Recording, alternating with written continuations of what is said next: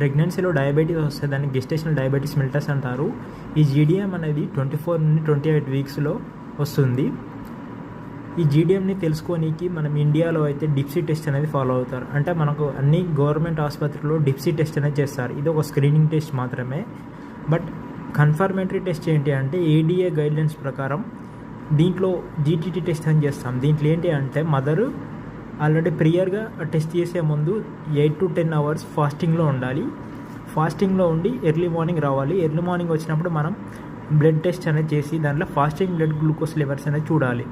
మరియు ఆ తర్వాత మనం 75 grams of oral glucose solution అనేది ఇవ్వాలి. ఇచ్చిన తర్వాత మనకు 1 hour plasma glucose, 2 hour plasma glucose measure చేయాలి. మెజర్ చేసిన తర్వాత మనకు వాల్యూస్ అనేది ఈ రెస్పెక్టివ్ వాల్యూ కంటే మనకు అబ్నార్మల్ వస్తే దాన్ని మనం జీడిఎం అని చెప్పవచ్చు. దీంట్లో ఏ ఒక వాల్యూ అబ్నార్మల్